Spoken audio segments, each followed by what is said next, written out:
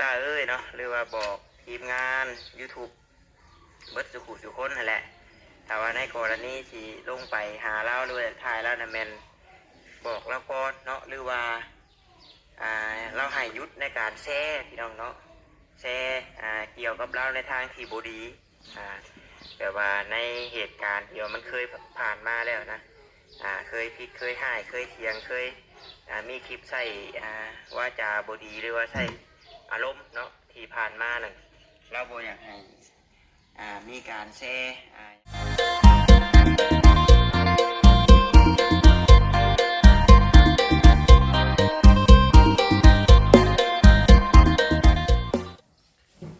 กับสบายดีเนาะพ่อแม่พี่น้อง FC เบอร์สุขุสุคนพี่น้องเนาะสมองสบอนว่าสิเป็นพี่น้องทางฝั่งลาวเนาะกับสวัสดีพี่น้องทางฝั่งไทยกันหนึ่งพอกับช่อง YouTube ของเราเวียงใจเกินด้อยเพียงเนาะ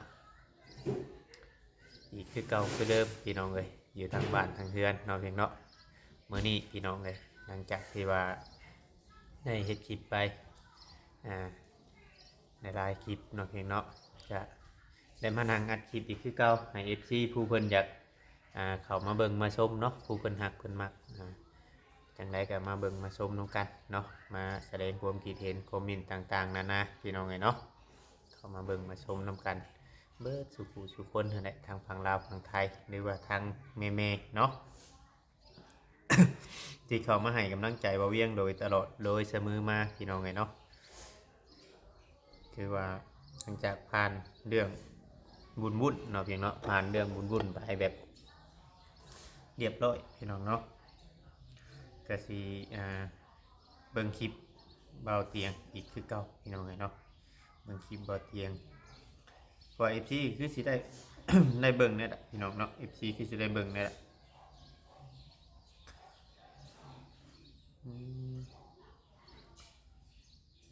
เราไปส่งน้องเตจน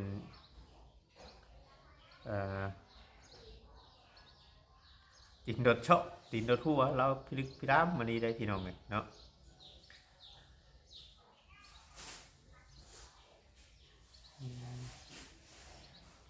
เราไปส่งน้องเตจนติดโดดละหัว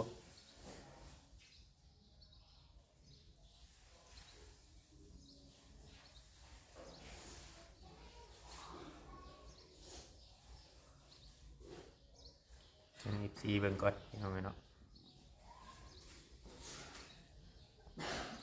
ว่าผ่านไปด้วยดีในภารกิจของบ่อเตียงเราไปส่งน้องเตฮอดบ้านฮอดเฮือน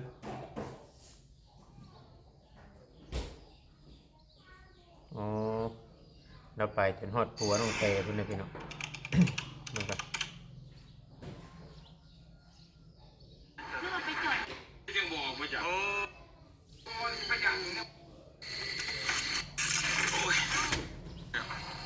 ส่งน้องคนก็เมื่อแล้วเป็นทั้งปูทั้งหญ้าของน้องเต๋อยันเราปูขึ้นยาเลยนะเป็นอะไรเราก็ไปให้เห็นให้ที่เห็นว่าน้องเต๋อผัวแท้บ่ได้เนาะตัวไทยพิจารณาชิงๆแถวนี้เนาะ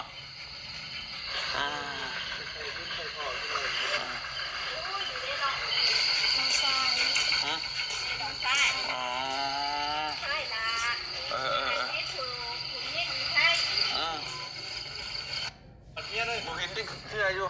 บ่ปอดบ่แกนแหละเด็กหน่อยมันบ่จักยังมันโอ้ยหน่อยได้ไหมปอดครับกลัวเนาะเขาไม่ประมันเนาะอ๋อใช่อะไรบ้างขนาดเพื่อนกับว่าฮะคือกันก็ไม่โกงครับวันบ่อ๋อเบิ่งอยู่บ่ทางนี้ก็ได้เลยได้ติดตามโอ้จะเห็นตัวจริงแบบนี้โดยเอาโดยแล้วไปฮอดตอนเลิกคุณยังไงพี่น้อง10 ชั่วโมงคือแล้วเอาไปฮอดเลิกเตะได้ไว้เพิ่นคือเอาไม่ยืนหวนอยู่เบิ่นี่พี่น้องเอ้ยบ่เห็นบ่แค่แต่เฒ่าเพิ่นเฒ่าอ๋อเด็กน้อยนึงเด็กน้อยนึงเอามานั่งเพิ่นจะมา เป็นแต่เท่าแต่มานะแม่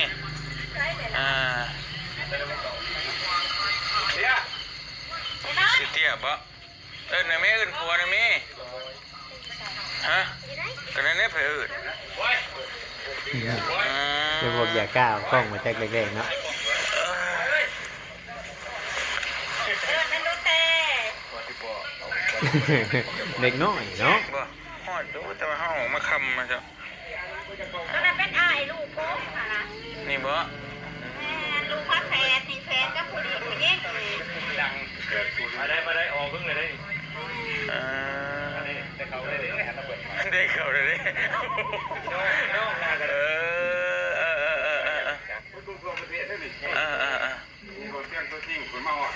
ด้วย คนก็มาต้อนรับดีเลยพี่น้องเนาะ แล้วโทรศัพท์น้อยเห็นแต่เพื่อน คนก็มาต้อนรับดีอยู่พี่น้อง มาหากันก็จะทีมจะป้ากันหาแค่กัน โอ้ยทิมเลยได้ท่านได้ทิมอยู่ท่านมาอันนี้เบาเย้า มาเนี่ยกันแล้วหาแค่กัน มาใช่ไหม บ่อยากมาบ่อยากมา กันแล้วสอบถามกันนิดนึงไฟมาได้ไรไปทำมา น้องชายนี่มันคนของมันแปลงแต่ว่ามันหันมา พี่ขามพ่อฉันรักพี่เหมือนลูก แต่พี่ เดี๋ยวมาแล้วพี่น้อง ไปตำรวจเพราะว่าโน่เนี่ยอยู่เว้ยลำคาญดีว่ะขนาดบ้านยังรำคาญเฉยเนาะ ยังน้อยอยู่ดีเนาะพี่น้องเนาะ กันแล้วจะให้ ไปจังไดมาจังไดกระเป๋าชื่อกันทั้ง จะชื่อยังก่อ เขาเป็นหยัง ชื่อบอยที่ หันมาได้ที่นั่นน่ะ หันมาพี่แต่ตัวจะเป็นบ้านดับบันเนี่ยอายุที่ปีก็ก็ดูที่หายชิพก น้อย ชิ เลย เข้าตัว เอาแต่เพิ่นเว้าเนาะ ใครรู้เนี่ยยังเอิญ15 ปี ไอ้ปีอ่ะเป็นยังเอิญอยู่อย่างนี้มันก็ยังกูคือว่า ได้เฮ็ดนะ ปีเนี่ยเอิญ ไปเจอกันที่ใช่ล่ะ ยุ่งงานน้ ยุ่งกันน้ ลูกผ่านเฮ็ดโรงงานน่ะแล้วเพิ่นว่าอยู่รักเก่าเพิ่นเฮ็ดงานแต่ยังแม่เฒ่าแก่เพิ่นว่าได้ ำอยู่กันยังนอนแม่กันแล้วออกแต่แม่พี่เดียว กำลังแพงแม่จะได้เห็นบ่ข่อยลูกแข่งลูกพาขอโทษเด้อเพราะว่าลูกเอ้ยแม่กำลังแพงเจ้ารู้เจ้าสมาเฮ็ดแน่อันนี้แม่ก็เลยว่า เอากระยาแล้ว ไปหันเจ้ากับแม่ที่นั่น เพลงเพลงกันมันก็บ่ได้กินแล้ววะยังกินดูอยู่บ่ยอก็ยอ ยิงแม่นเขาพยามันก็ยังหัก เนาะ แป้งกันหักกัน แพงกันแล้วเฮ้ยเงินค้ำกะ คือสีนั่นอยู่เนาะ กันแล้วเขาคุ้มกับหุ่มกันเนาะ ไปเจอกันอยู่โรงงานน้ำกำลังไปเห็นกินน้ำด้วยใส่เลยรถบ่ งานหนึ่งดี ว่าหยอกไปเดี๋ยวคืนที่ว่าเฮ้ยคืนนี้ไงนะว่ากันดีว่าผัวบ่กล้าขอกล้องเจ้าของคืนนะบัด ได้คลองบาทเลย ไปเอามาไปเอาน้ำมาให้กล่องเนาะนายเพิ่นเบิ่งในตี โอ้ตัวเฮ็ดบุญด้วยยังไว้ทั้งในผัวน้อยทั้งรอพร้อม ก็เตียงไม่ได้หยอกกันแน่นอนพี่น้อง บุญน้ำบ่บุญโรงงานน้ำน้อยดิ15อยู่ น้อยจะได้15ปี เนาะ ฉันฮอดปีฉันฮอดได้8ปีสิมานี่ก็ได้16 น้อยแต่กับบ้านเฮาลุ่มบ่รวยอยู่น้องเพิ่นน่ะแฮงน้อยกว่านี้น้องนี่ท้องแล้ว13ปีนึงโอ้ยเฮาก็ยังว่า น้องเตเดินทางไปฮอดปัวเปิดโตเพนเลยเนาะเพียงเนาะพ่อแม่มีอย่างนี้ก็เว่าจาดีได้พี่น้องเลยพ่อแม่อันทางผัวเนาะว่ามัน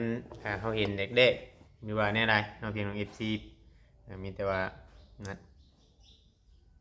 พอน้องเตเราก็คือสีดีใจเนี่ยพี่น้องเลยเนาะที่ว่าเรื่องมันจบเนาะเรื่องมันจบทุกสิ่งทุกอย่างคือว่าบ่เตียงกระทำเต็มที่ว่าทำสุดแล้วพี่น้องเลยเนาะไปส่งไปยังไปหับไปส่งเพื่อให้เรื่องนี้มันเศร้าเนาะพี่น้องเนาะ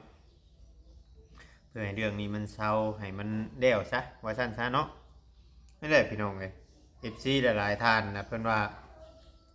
เป็นหยังอยู่บนประเทศลาวเฮานี่คือเอาผัวเอาเมียแต่น้อยแท้เพิ่นว่าเนาะพี่น้องเนาะคือเอาผัวเอาเมียแต่น้อยแท้หนึ่งก็สำคัญหลักๆแรกก็คือว่าการศึกษานะพี่น้องเนาะบ่ได้ห้ามได้เฮียนพี่น้องเนาะบ่ได้ห้ามได้เฮียนเนี่ยถ้าเฮาเฮียนถ้าเฮาห้ามเฮาเฮียนเนี่ยเพื่อเฮาสิจบม.7 เนาะพี่น้องเนาะอายุเฮาก็หลายขึ้นไปอีกพี่น้องเอ้ยอันนี้เขาเจ้าบ่ได้ห้ามได้เฮียนบัดเวียกงานบัดนี่บ่มีเฮ็ดเลยไปดินคิดดินไปเห็นบัดเด็กน้อยฮักมักกันบัดนี่เนาะ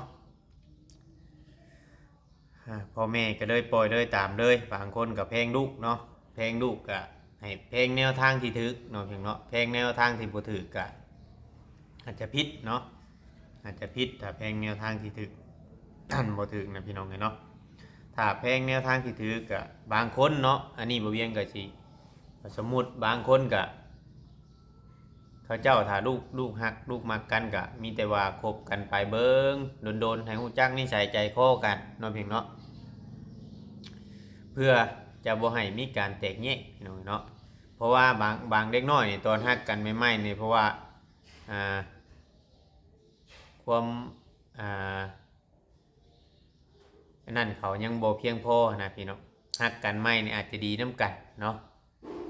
ความรับผิดชอบยังบ่มีเนี่ยบัดโดนๆป้าอยู่กันเบื่อเปิดกันเบื่อหน่ายกันนี่ก็ป้าห่างกันอันนี้ก็คือว่าโมเมนต์ว่านั่นเนาะถ้าว่าถือคนที่ว่าดีเนาะพี่น้องเนาะถ้าว่าถือคนที่ว่าดีก็ดีไปถ้าถือคนที่ว่าบ่ดีก็อาจจะอันนั้นเนาะพี่น้องเนาะแต่ว่าคนใหม่เรานี่เฮาก็บ่เวียงยังบ่ฮู้ได้ว่าเราได้ไหวได้ขอหรือว่าเฮ็ดนั่นเฮ็ดนี่แหละหรือยังอันนี้เนาะพี่น้องเนาะเพราะว่าถ้าพ่อแม่ที่ดีบางคนเนาะพี่น้องเนาะถ้าพ่อแม่ที่ดีนี่สิบ่นิ่งเฉยเนาะพี่น้องเนาะอันนี้บ่เวียงเว้าถึง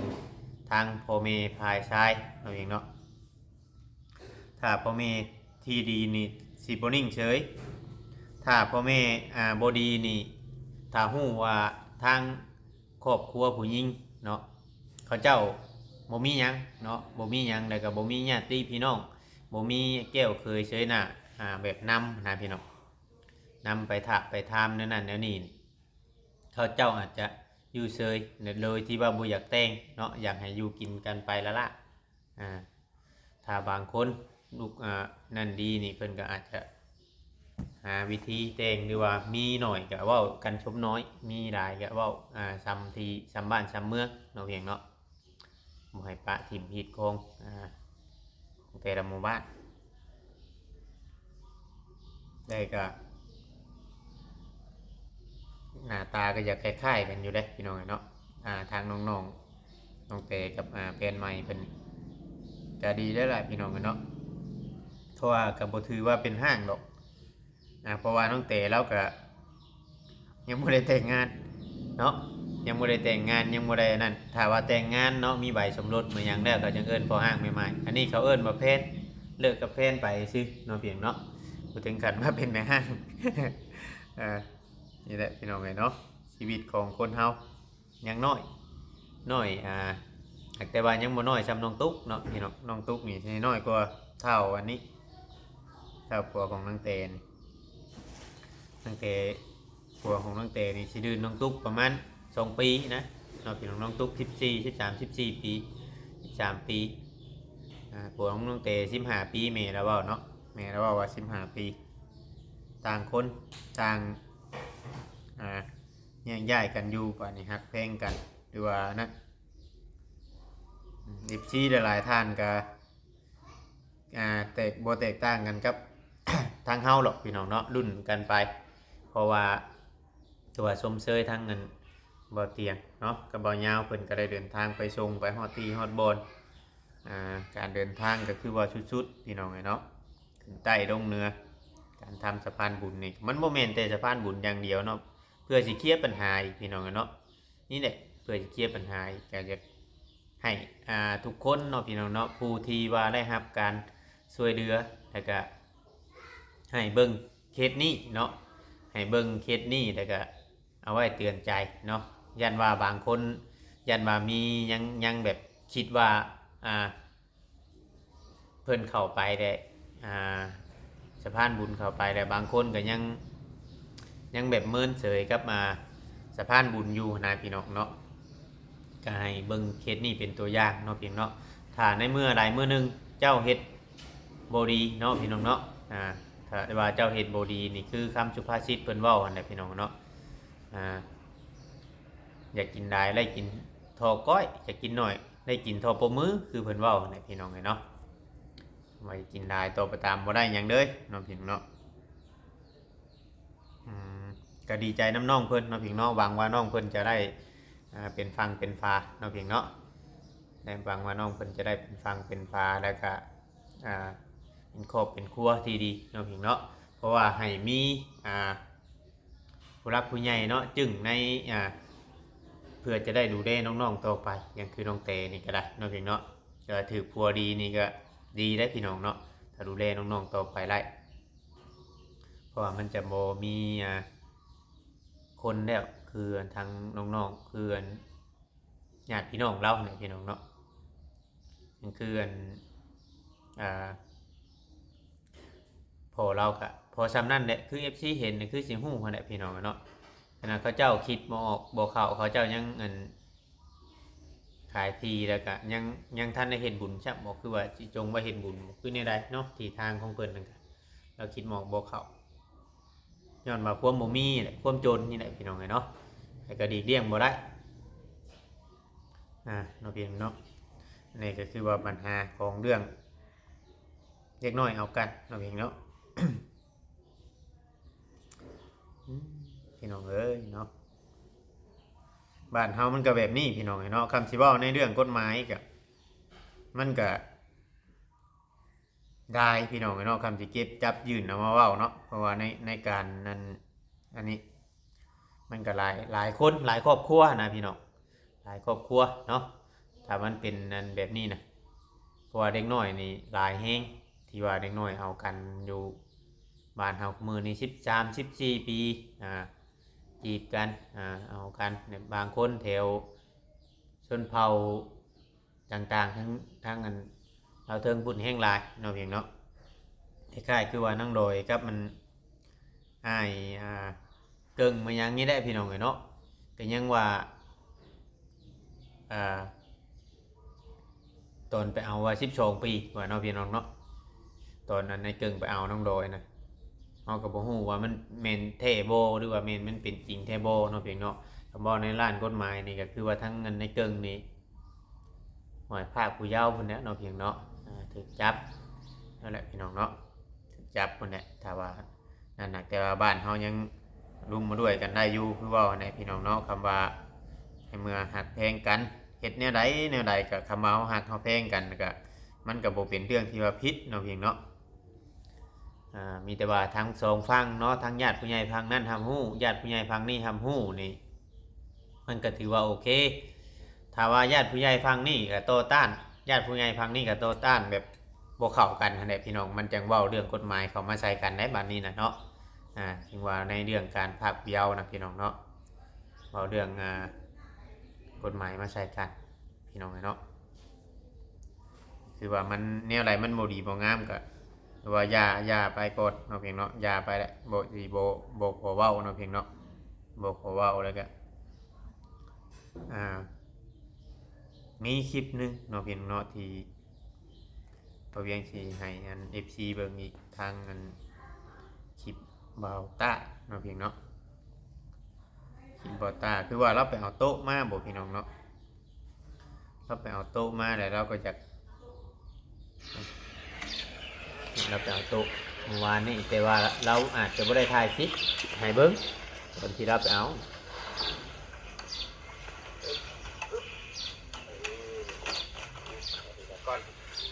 บอต้าลงไปเอาโต๊ะเนาะพี่น้องเนาะลงไปเอาโต๊ะชุดนี่แหละราคาพอดีว่าทางปู่กับยาน้องตุ๊ก เราก็สั่งความอยู่เนาะนำบ่ตาเนาะว่าบ่ตาเอ้ยเนาะหรือว่าบอกทีมงาน YouTube เบิดทุกคนนั่นแหละแต่ว่าในกรณีที่ลงไปหาเราด้วยถ่ายแล้วนะแม่น ไก่นะ ไก่น้ำมัน นี่ ฝากบอกทีมงานน้องพิงเนาะ ติดอยู่ในกระยาก็หาย บ่ได้ก็บ่ได้ถ่ายคลิปเลยนะเบิ่ง เอาไว้ ยันเราให้ไปจักพี่น้องเลย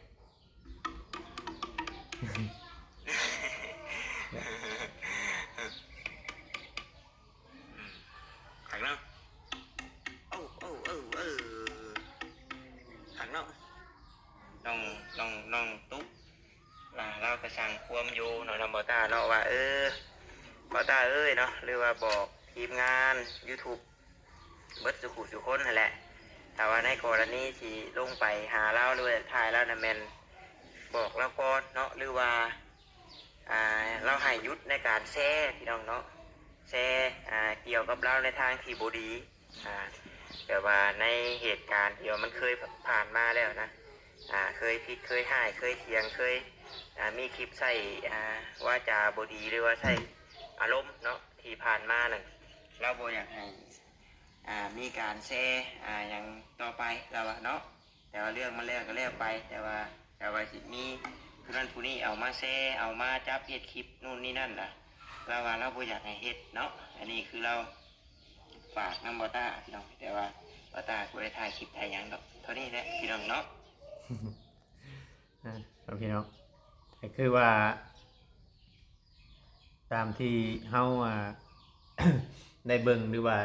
สถานการณ์มันยังแล้วก็คือสิบ่มีผู้ใดเข้าไปหรอกพี่น้องเนาะแต่ว่าในเรื่องที่ปูญาของน้องตุ๊กเพิ่นสร้างห้ามว่าบ่ให้แช่นี่แช่อันนั่นนี่คือสิห้ามบ่ได้เพราะว่ามันหลายคนแล้วพี่น้องเนาะมันหลายมันโมเมนต์แต่ YouTube เลยพี่น้องมันหลังแห้งนี่ว่าจะเป็นFacebook หรือว่า TikTok เนาะเขาเจ้าตัดเอาคลิปที่ว่า YouTube ได้ลงไปก่อนหน้านี้มือเกิดเรื่องเนาะเพียงเนาะมือเกิดเรื่องแล้วก็ช็อตโต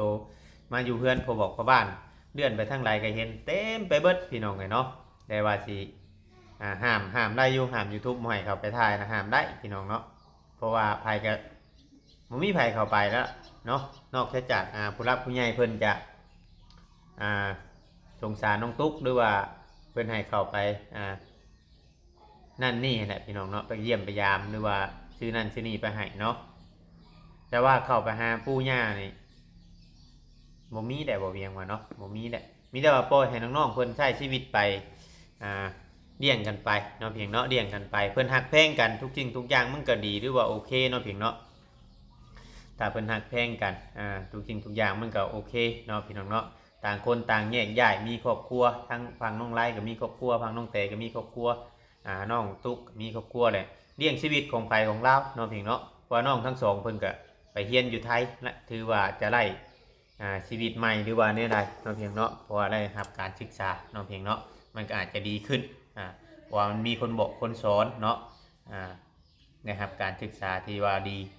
ได้อาจจะ